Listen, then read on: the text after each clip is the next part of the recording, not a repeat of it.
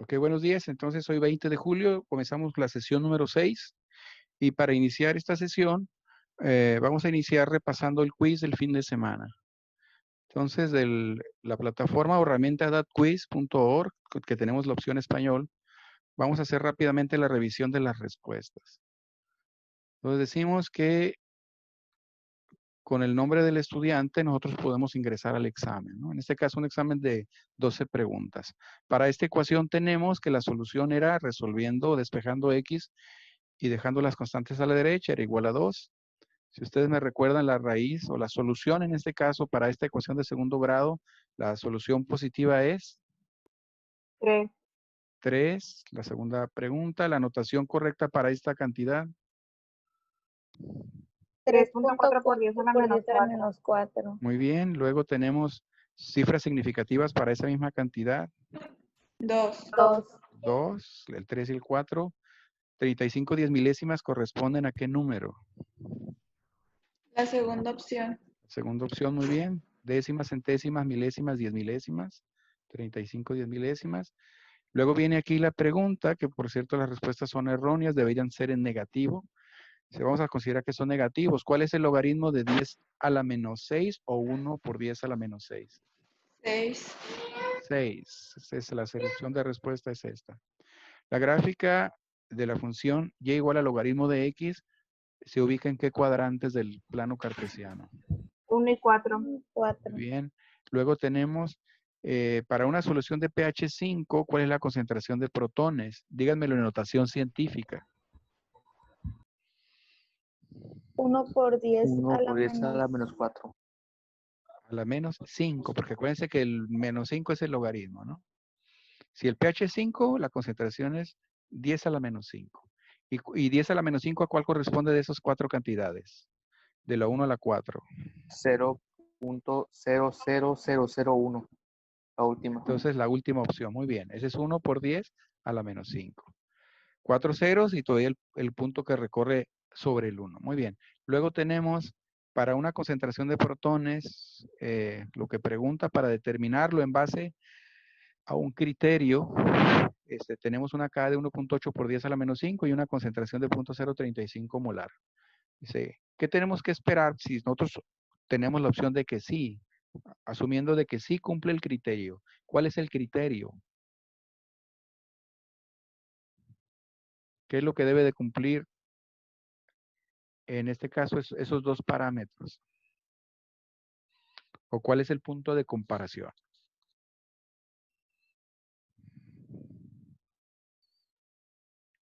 ser menor a 0.01. Ok, ser menor a 0.01, ¿qué cosa? División de K y de la concentración inicial. Muy bien, es la razón o el cociente, son sinónimos, o la división de K sobre C inicial. Muy bien. Luego tenemos el resultado aquí era, ya una vez resuelta la cuadrática, la solución positiva era 0.0316, por lo tanto cae en el último rango. Luego tenemos que aquí la concentración de OH da un pOH de 1.5, pero el pH viene siendo 12.5. En este caso, dice, ¿cómo representamos el porcentaje de error cuando tú dices que tienes una masa exacta, pero que a la hora de pesarla solamente registra 450? Es decir, está pesando 50 gramos menos. ¿Cómo representamos el porcentaje? ¿Cuáles serían las cifras? ¿Qué, entre qué, por qué? Para que nos dé el porcentaje de error. ¿Cómo quedaría? Alguien que me diga. 450 menos 500 sobre 500%. Ok, en la parte del numerador quedaría en la operación. El peso exacto. A ver, otra vez. En el numerador quedaría 450 menos 500 sobre 500%. ok, pero en el Que sería numerador igual a 10. la operación de resta del numerador sería 50. 50. Entonces, eso generalmente es valor absoluto, ¿no? Entonces decimos que el porcentaje es la fracción de desviación 50 entre lo que debe ser 500 multiplicado por 100, lo cual nos da 10%. Y con esto terminamos la prueba. Entonces, si todo fue contestado de esa manera, nos da 100% del score. Nuestra calificación sería 100%.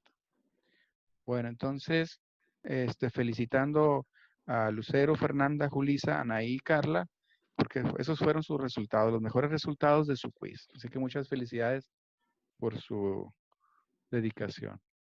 Bueno, entonces vamos a comenzar con esta parte, que era parte de una tarea. Igualmente en el sentido del porcentaje de error. Si nosotros tenemos que establecer el criterio de discriminación, decimos que hay que dividir KB sobre C sub 0 y que este sea menor a 0.01. Entonces, decimos de discriminación de qué? De la X del denominador que está ahí en el paréntesis. Entonces, ¿se cumple con el criterio de discriminación? Bueno, tenemos que hacer la división y esta es 0.004. La pregunta es para ustedes. ¿Se cumple con el criterio? Sí. Muy bien, se cumple con el criterio y eso significa que se puede discriminar. ¿En función de qué? De que ese número es menor que 0.01, ¿no? Por lo tanto, se discrimina esa X que está circulada en amarillo. ¿Qué significa esto? Que a la hora de quitar esa X y sustituir KB 0.002 y concentración inicial 0.5, pues todo se simplifica. Eso simplemente nos daría una X cuadrada y sacaríamos la raíz.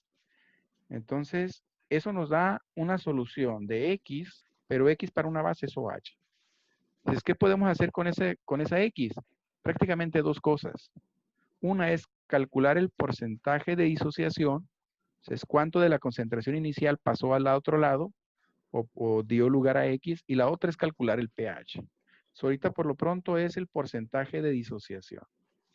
O sea, si nosotros discriminamos esa X en base al criterio, nos da 6.32. Ahora, ¿qué pasaría si no discriminamos? Si queremos hacer la ruta larga, que es la ecuación cuadrática, la fórmula general ABC, entonces lo que haremos es no discriminar la X y resolverla en función de la fórmula general. Y ahí decimos que tenemos A, B y C. A vale 1, B vale 0.002 y C vale menos 0.001. Una vez resuelta, en base a la fórmula, tenemos que X vale 0.0306, algo similar. Y los porcientos de discriminación o el porciento de discriminación 6.12. La pregunta aquí para ustedes es, ¿cómo se calculó ese porciento de disociación?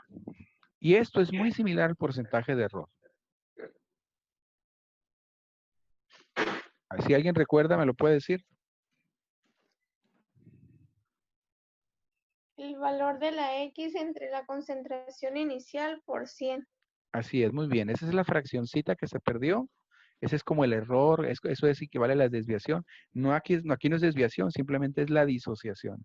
La cantidad que se transformó o que se perdió entre el original concentración inicial por 100. Muy bien, entonces sería, para el primer caso, 0.0316 entre 0.5 y eso multiplicado por 100. En el otro caso, 0.306 entre 0.5 por 100. Si se fijan aquí, las cantidades son muy similares, ¿sí? Si a mí me dicen algo tiene disociación 6.3 y me dicen 6.1, pues no hay mucha diferencia, ¿no? Porque finalmente a la hora de discriminar, estamos discriminando pensando que vamos a tener un grado de error. Pero aquí el grado de error es mínimo, es de 2 décimas, o sea, casi nada, ¿no? El problema es que un valor me diera 8, el otro valor me diera 5, o que uno me diera 8, el otro me diera 20. Ese sería un problema. Pero aquí la desviación es mínima. Ahora, ¿cuál de los dos valores es más confiable? Pues el que se hace con la cuadrática. La discriminación me permite aproximarme. Espero que quede claro esta parte de la explicación.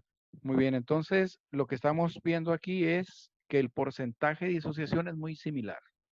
O dicho en otras palabras, que la discriminación no afecta el resultado. Entonces, si no hay dudas, pasamos a hablar de pH. Y lo más interesante de pH es el sentido de aplicación que tú le puedes dar al pH de una solución. O el comprender qué implica un pH 3, un pH 5, ¿sí? Con respecto a la comparación de dos ácidos distintos o a dos bases diferentes. Bueno, de inicio vamos a saber que en el agua la concentración de H+ es 10 a la menos 7 y la concentración de OH es también 10 a la menos 7. Cuando nosotros multiplicamos dos cantidades, decimos que en este caso 10 a la menos 7 por 10 a la menos 7, que son iguales, diremos que es elevar al cuadrado o que los exponentes se suman. 10 a la menos 7 y 10 a la menos 7 nos da 10 a la menos 14. Como esto se origina a partir del agua, a este número se le llama el producto iónico del agua. El KW se le llama. Pero no importa en este caso si se trata del agua o no. El KW aplica para cualquier solución.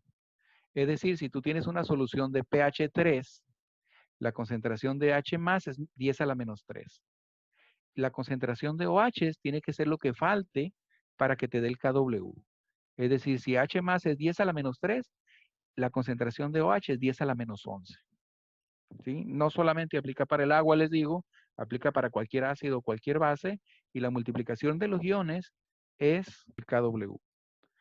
Bueno, entonces decimos el agua, que es la sustancia neutra, implica que el H+ y el OH también es 10 a la menos 7. Pero como aquí estamos hablando de pH, yo requiero saber cuánto H+ hay para calcular pH. Y 10 a la menos 7, pH 7. ¿Qué pasa en las soluciones ácidas en general? Si la concentración de H+ es mayor a 10 a la menos 7, que puede ser 10 a la menos 6, 10 a la menos 5. Cuando ese número negativo se hace más chico, pues la cantidad es más grande. Pero lo que implica es que el pH es menor que 7. Contrario para las bases. Aquí la concentración de OH es mayor que 10 a la menos 7. Y por lo tanto el H+ se disminuye. Y aquí decimos que el pH para las bases es superior a 7. Entonces, tomando como punto de partida a esos criterios, 10 a la menos 14, el producto de los H+ y OH, y las consideraciones generales de lo que es el agua, el ácido y la base, entonces vamos a hacer varios razonamientos. Bueno, para empezar decimos que en el agua, la concentración de H+ por la concentración de OH menos, pues tiene que ser 10 a la menos 14. Por lo tanto, aquí son iguales. ¿Qué pasaría con un ácido de pH, por ejemplo, 2? Un ácido que aparece en rojo de pH 2 tiene concentración de H+ de 10 a la menos 2. ¿Cuál es la concentración de OH? La concentración de OH tiene que ser lo que falte para la multiplicación T de 10 a la menos 14. Por lo tanto, es muy bajita. La concentración de OH es 10 a la menos 2. Luego, en el caso de una base, pasa lo contrario. Si tú tienes una base y dice, tenemos ahí 10 a la menos 9 de H+. ¿Cuál es el pH? El pH lo podemos calcular desde el OH o inclusive del H, pero aquí el que cuenta, y es importante en el cálculo, es el que cuentas para el cálculo es el que tengas más de los dos. Y el que tiene más de los dos es el OH. Entonces, con el OH calculas pOH. ¿Cuál es el menos logaritmo de 10 a la menos 5? Pues 5. Ese es el pOH. Si el pOH es 5, el pH es 9. Pero aquí lo importante es la multiplicación de los iones. Sigue siendo 10 a la menos 14.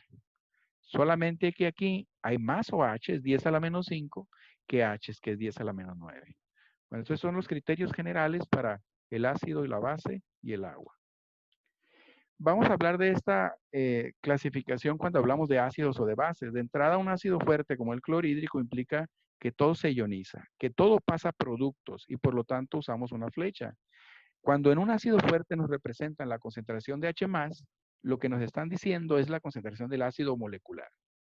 Si me dicen H+ para el ácido nítrico de 0.03, pues significa que tengo ácido nítrico 0.03 molar. Eso implica, por ejemplo, que el pH, calculado desde su fórmula, es igual al menos log de esa concentración, y eso me da un pH 1. También significa que si la concentración de H+ es 10 a la menos 1, la concentración de OH menos es 10 a la menos 3. Y de ahí salen los pHs. De la concentración de H sale el pH, de la concentración de OH pues sale el pOH. En el caso de una base fuerte, decimos lo mismo.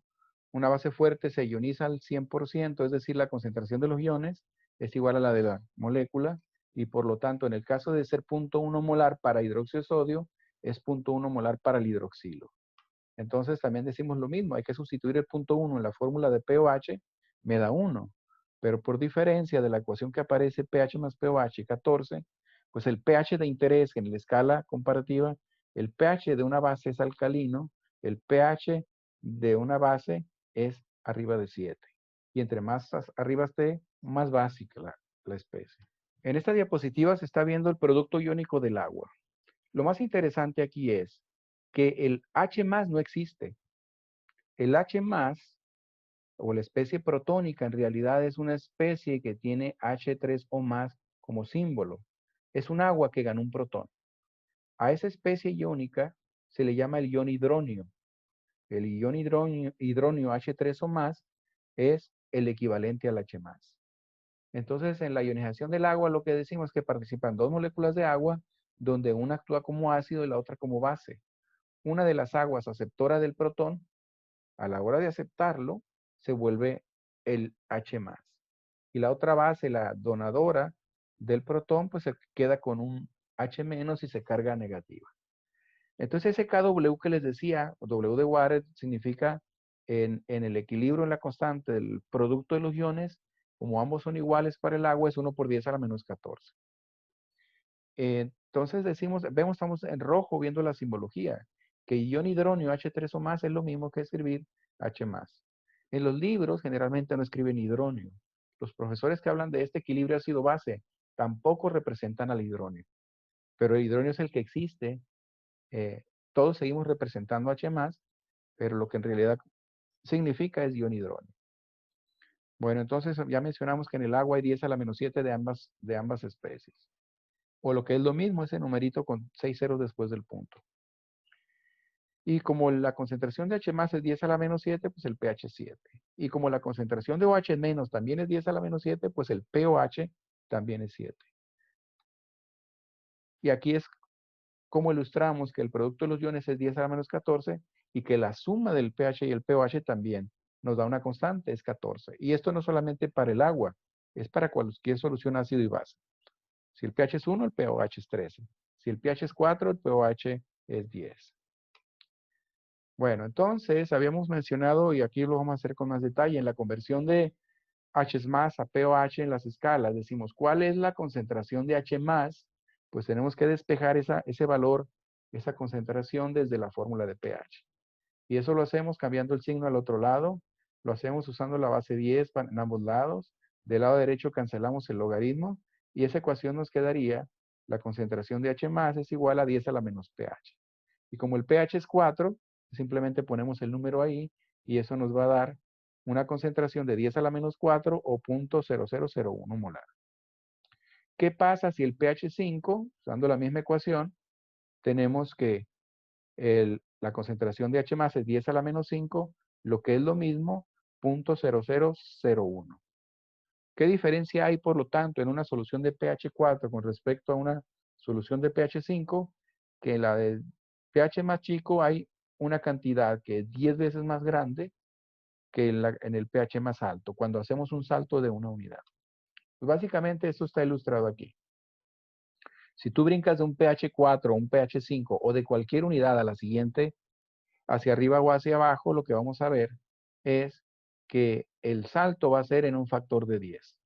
O en la razón, o en el cociente, o en la división, el de arriba sobre el de abajo te va a dar 10.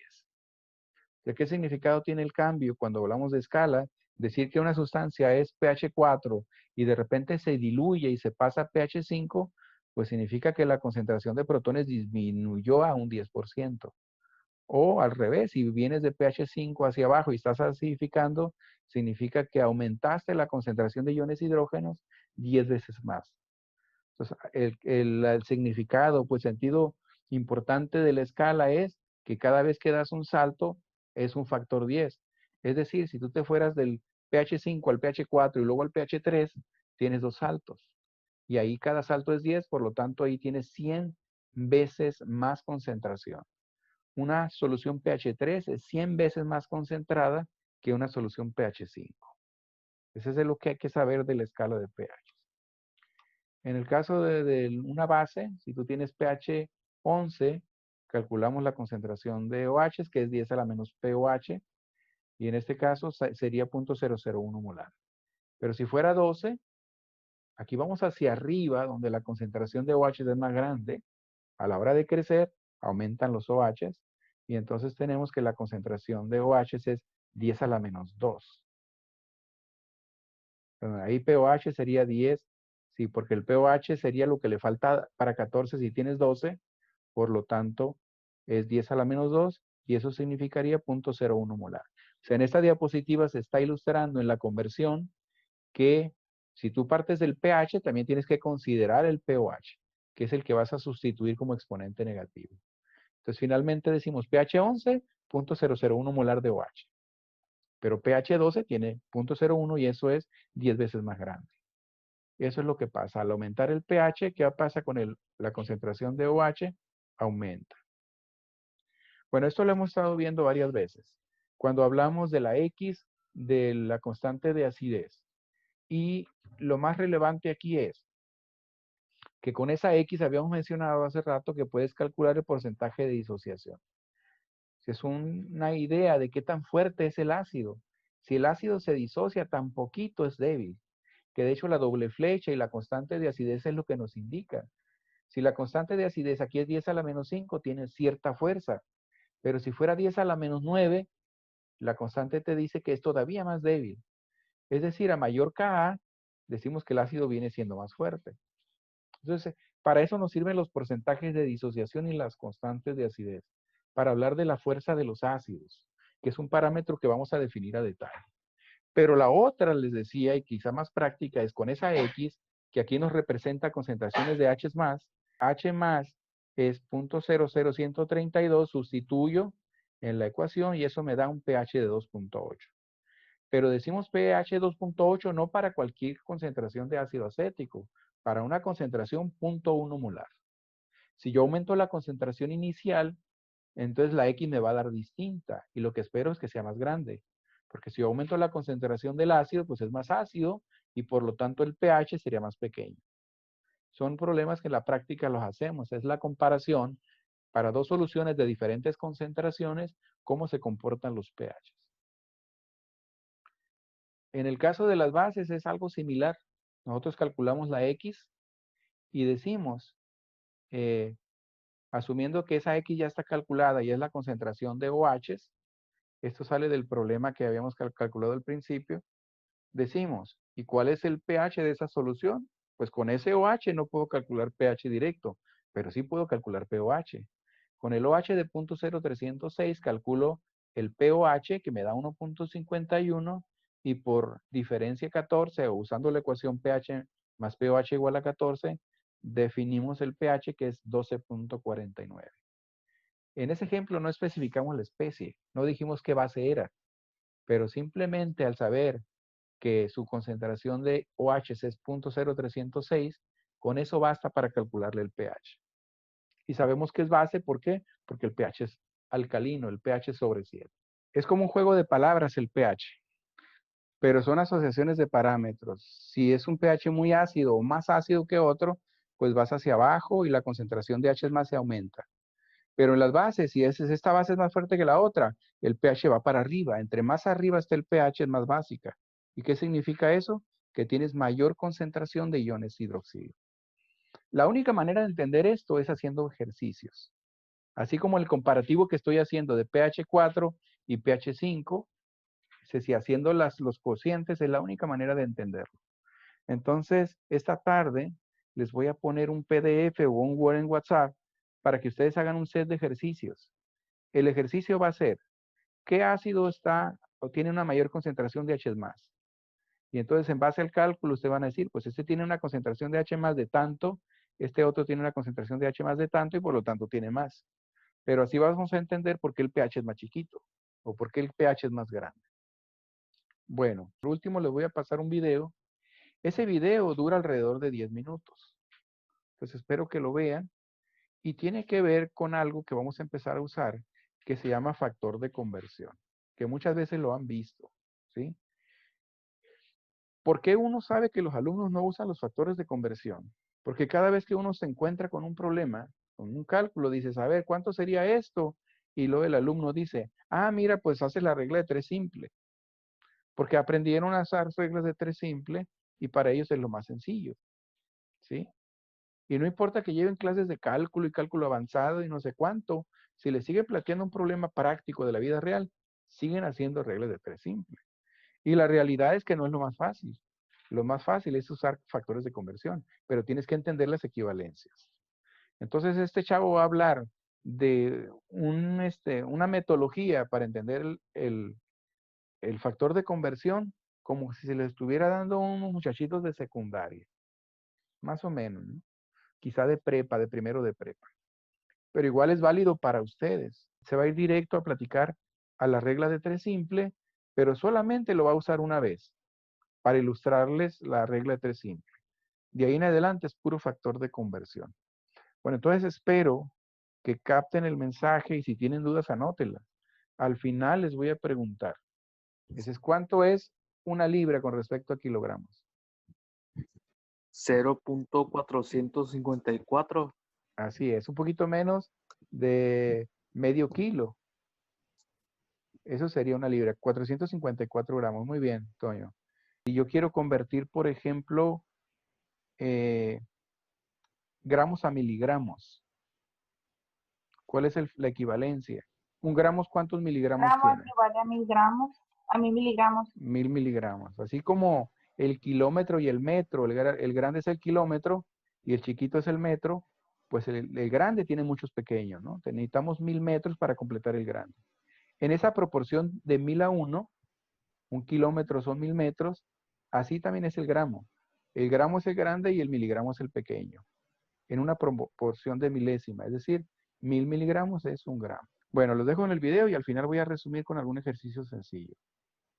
Vamos a resolver el problema número 1. Nos piden convertir 3 kilogramos a libras. El kilogramo es la unidad de masa del Sistema Internacional de Unidades y la libra es la unidad de masa del sistema anglosajón. ¿Cómo vamos a resolver este problema? Primero, lo vamos a resolver mediante la regla de 3. Este método es lento pero seguro y solo lo utilizaremos aquí en el primer ejercicio. En los demás problemas vamos a utilizar el factor de conversión. Este método es un poquito más rápido y nos va a salvar de muchos problemas. Por supuesto, en los siguientes problemas, tú si deseas puedes resolverlo mediante regla de 3 o nosotros lo haremos con el factor de conversión. La respuesta siempre será la misma. Primera forma, regla de 3. ¿Cómo funciona? Bien sencillito. Solamente necesitamos las equivalencias. Las tenemos por aquí. Un kilogramo es igual a 2,2046 libras. También la puedes encontrar de repente en tu libro y también en la guía de ejercicios de la siguiente manera. Una libra es igual a 0,4536 kilogramos. Cualquiera de las dos formas nos tiene que dar exactamente la misma respuesta. ¿Qué te parece si utilizamos esta primera equivalencia? Un kilogramo es igual a 2,2046 libras y la vamos a colocar por aquí en nuestra primera línea de la regla de 3. Un kilogramo es igual a ¿cuánto? Un kilogramo es igual a 2,2046 libras y ahí tenemos una primera relación entre las unidades que queremos convertir. Queremos pasar de kilogramos a libras. Muy bien. Ahora ya sabemos que un kilogramo es igual a 2,2046 libras con la información de nuestros libros y también de la guía de ejercicios. Un kilogramo es igual a 2,2046 libras.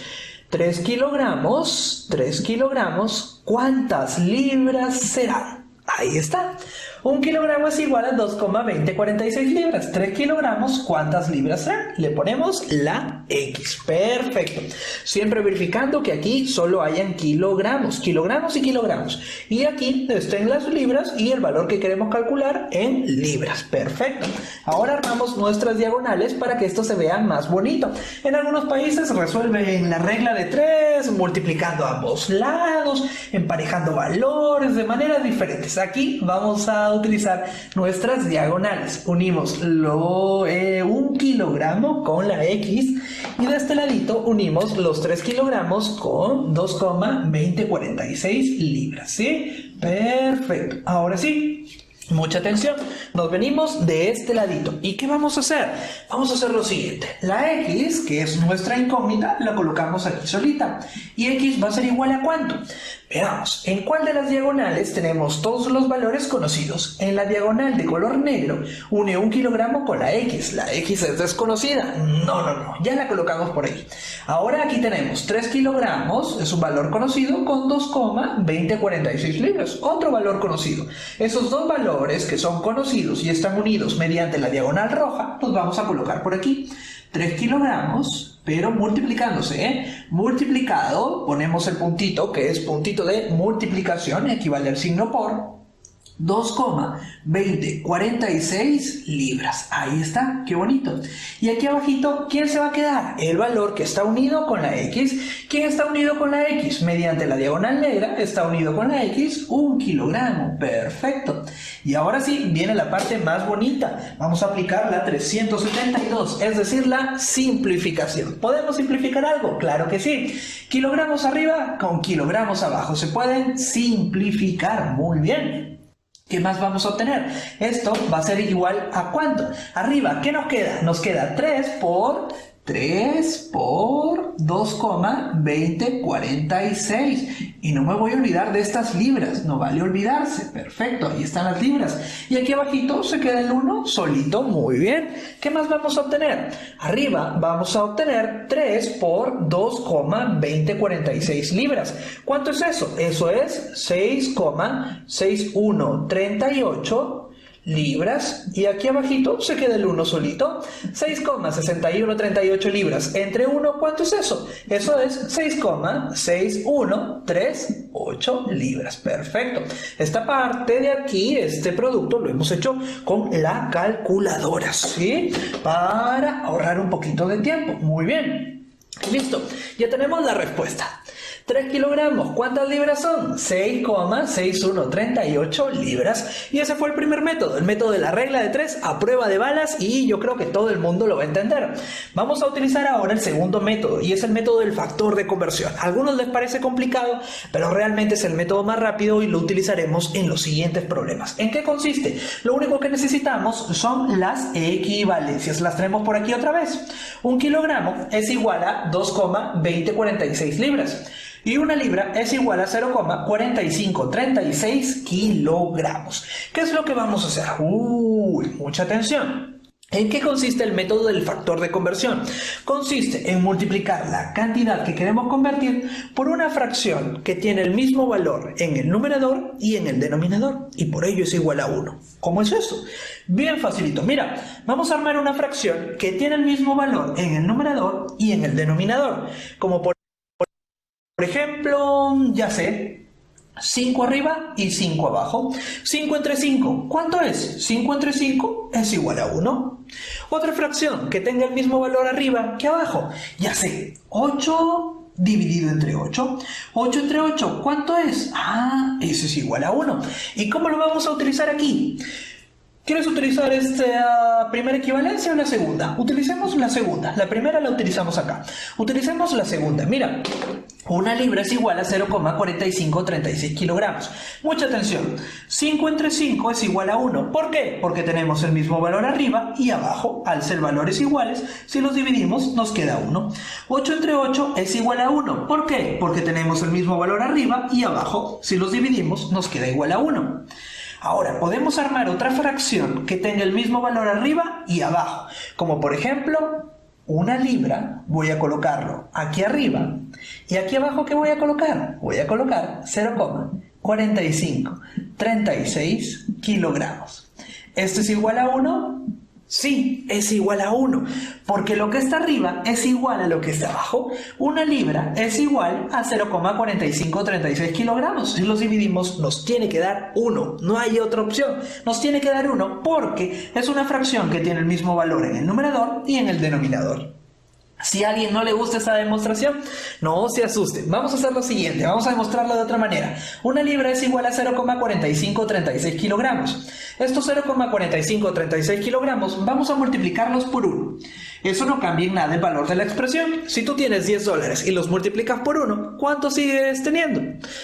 Sigues teniendo lo mismo. Sigues teniendo $10. Perfecto.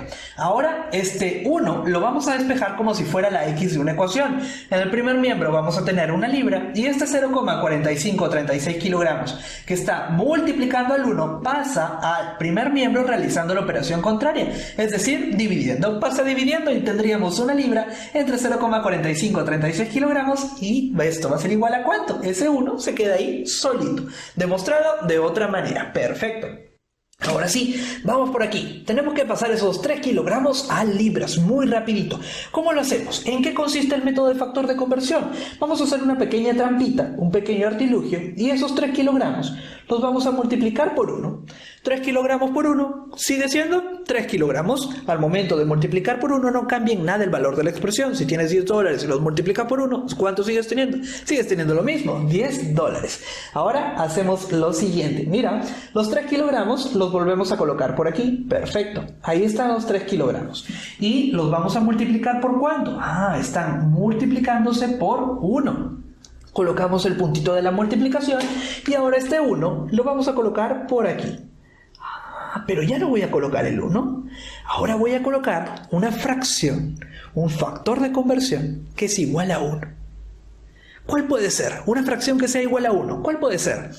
¿5 entre 5? Sí, 5 entre 5 es igual a 1, pero no me permitiría pasar a libras.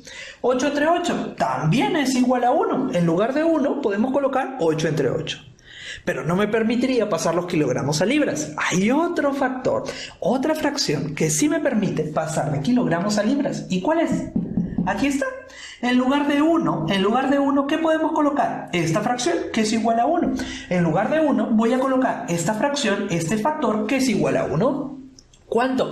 Aquí arriba colocamos una libra, muy bien, y abajo ¿qué va? Abajo va 0,4536 kilogramos, 0,4536 kilogramos, muy bien. ¿A cuánto va a ser igual a esto? Esto va a ser igual a lo siguiente. Otra vez, aplicamos la 372, kilogramos con kilogramos se van, se simplifican, y arriba vamos a tener 3 por 1, eso sería 3, y no me olvido de las libras. Y aquí abajo, ¿cuánto vamos a tener? Se queda el 0,4536 solito. 0,4536. Utilizando la calculadora, colocamos 3 entre 0,4536. ¿Cuánto nos quedaría eso? 6, redondeado a 4 decimales, por supuesto, 6138. Y no me olvido de las libras. Y listo. Ya tenemos la respuesta en libras. Nos quedó exactamente lo mismo. Muy bien, así que queda comprobado que ambos métodos funcionan de maravilla. ¿Cuál es tu método favorito? Coméntalo por favor ahí abajito. En adelante utilizaremos solamente este método, pero ya mucho más rápido. Algo que sí es muy importante es que de repente alguien nos dice, pero aquí en lugar de una libra entre 0,4536 kilogramos, pudimos haber colocado 0,4536 kilogramos entre una libra. Es decir, la misma fracción pero invertida. ¿Es igual a 1? Es igual a 1. ¿Pero por qué no lo hemos hecho así? Porque si aquí colocamos 0,4536 kilogramos arriba y abajo una libra, kilogramos con kilogramos de aquí no se van a simplificar. Y yo lo que quiero es que se simplifiquen. Por eso aquí abajo van los kilogramos y aquí arriba la libra. Para que kilogramos con kilogramos se vayan. Y problema solucionado. ¿Alguna duda del ejemplo de las libras? Está fácil porque lo está explicando él y lo está calculando él. Pero ahora yo se los voy a plantear a ustedes. Nos vamos a dar tiempo para que lo hagan en su cuaderno. ¿Sí? Vamos a convertir, aprovechando la equivalencia. ¿Se acuerdan de la equivalencia? Vamos a usar la que mencionó Toño ahorita. Es que eran 454 gramos o 0,454 kilos, era una libra. ¿Sí? Ahora, el cálculo que ustedes van a hacer va a ser desde 0,05 libras hasta miligramos. 0,05 libras, LB, como lo abrevian, a miligramos, mg. ¿Sí? Y, ok, les damos de 5 a 7 minutos y aquí los voy a esperar. Aquí lo voy a estar viendo trabajar. 0,05 libras a miligramos.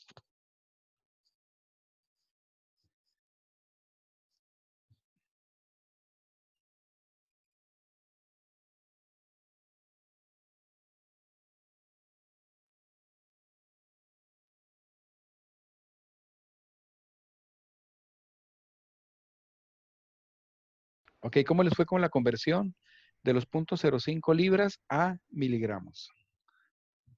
Patricia, ¿cuál fue tu resultado?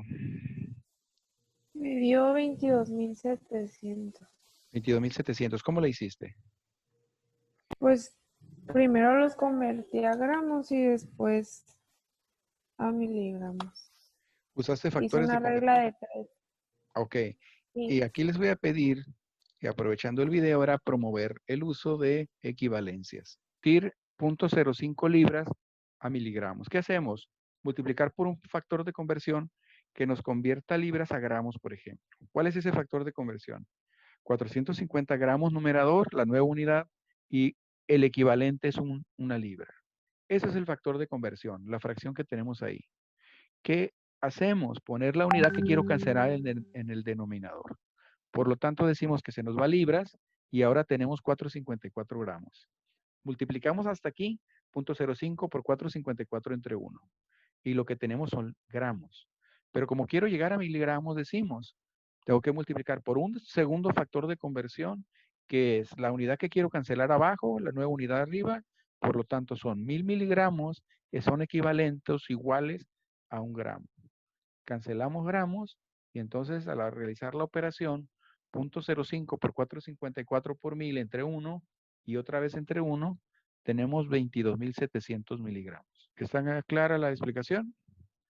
Eso es lo que tenemos que hacer. La unidad que tenemos hacia la unidad que vamos. Igual podemos hacerlo cuando convertimos un parámetro de velocidad. Si nosotros tenemos kilómetro por hora, pero queremos metro segundo, pues los kilómetros tenemos que llevarlos a los metros por factores de conversión. Y las horas a segundos, y por lo tanto ahí usamos varias etapas y es mucho más sencillo hacerlo en horizontal. ¿Sí está claro? No sé si tengan alguna pregunta. Bueno, por último, les voy a invitar a que ustedes realicen el siguiente ejercicio. Desde la página de datquiz.org, diagonal español, o es en la opción o viñeta aquí de español. Si está en otro idioma, aquí está inglés, francés, etcétera, español. Se vengan a esta parte de abajo donde dice elementos. Y de elementos, esta tabla periódica aparece con símbolos y números atómicos. De elementos les voy a pedir que aquí con la flecha escojan del 1 al 5. Así, y aquí por default tiene 3, agarran el 4 y agarran el quinto. Y entonces solamente van a trabajar sobre las primeras 5 líneas. Vamos a excluir al grupo, del cesio, del francio, que son 6 y 7, y de la serie del antánido y el actínido, que son los grupos F, también 6 y 7. Pues solamente vamos a manejar de hidrógeno hasta el rubidio y todo a la derecha. Y aquí hay varios ejercicios.